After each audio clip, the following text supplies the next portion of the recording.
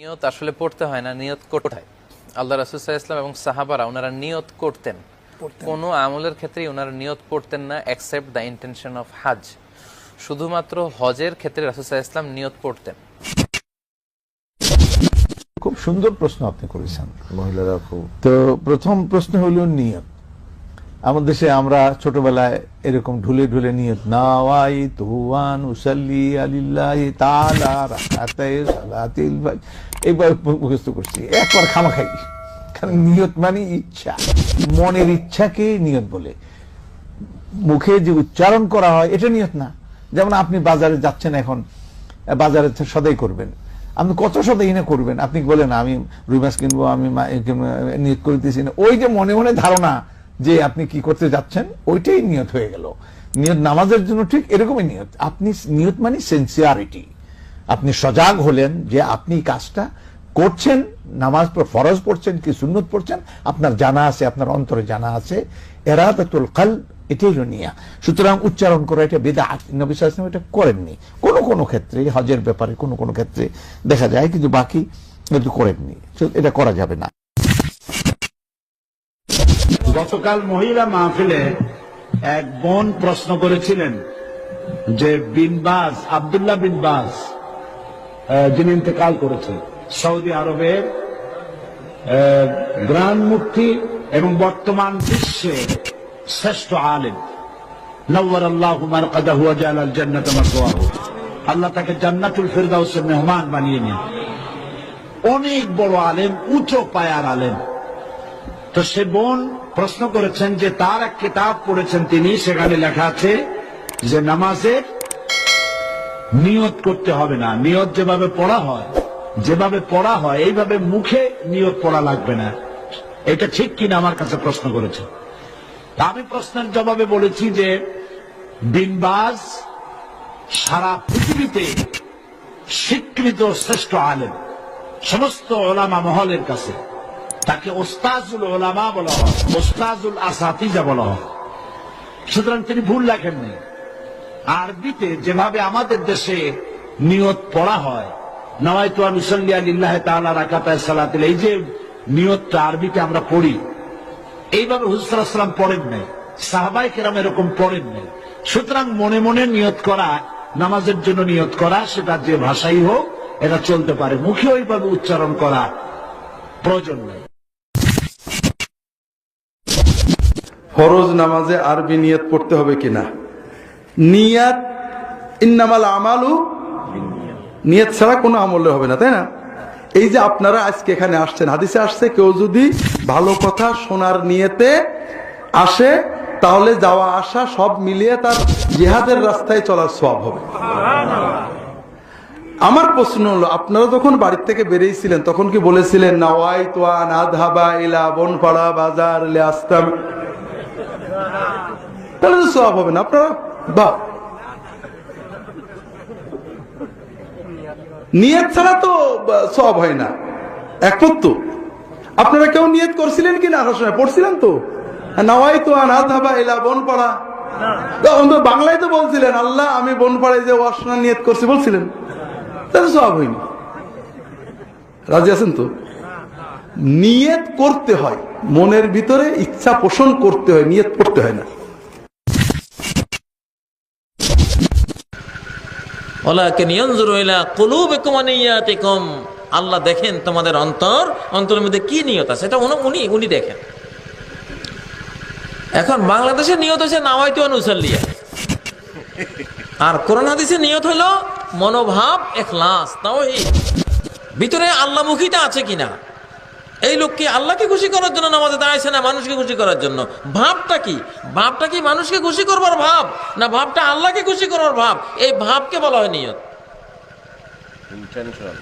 Intention কি, তার ইচ্ছা কি, চাহিদা কি ভিতরে, যেটা অন্তরে লুকিয়ে আছে, ওইটা। এটা তো মুখে বলা জিনিস না। নাওয়াইতু আন উসাল্লি লিল্লাহি আরবা রাকাত, একবার আরবা, আবার সালাসে রাকাত, আবার রাকাতায়, এই গোলমালে পড়ে কত লাখ কত কোটি মুসল্লি যে তাকবীর তাহরিমা হারায়, সূরা ফাতিহা সহ হারায়, এক রাকাত কাজা পর্যন্ত হয়ে যায়, তারপরও ওই নিয়তে ঠিক হয় না। বেদাত আসলেই সুন্নত বিদায় নেয়। সুন্নাহ হলো তাকবীর তাহরিমা পাওয়া ইমামের সাথে। আর তাকবীরাতুল উলা খায়রুম মিনাদ দুনিয়া ওয়া মা ফিহা, প্রথম তাকবীর পাওয়া দুনিয়ার সমস্ত সম্পত্তির মালিক হওয়ার চেয়েও বড় কিছু পাওয়া। সেই পাওয়া থেকে বঞ্চিত করতেছে এই ভুয়া একটা নিয়তের গদ, যেটা বিদআত, কুসংস্কার। এটাকে নিয়ত বলা হয় না। নিয়ত বলা হয় কাকে? এটা ফেলুল কলব, অন্তরের কাজ, অন্তরের ভাব। আমি আল্লাহকে চাই না আমি দুনিয়াকে চাই, নাকি মানুষকে খুশি করতে চাই, ওই চাওয়াটা এটা ভিতরে থাকবে, ভিতরে লুকিয়ে থাকবে, এটা মুখে আসবে না কোনোদিন।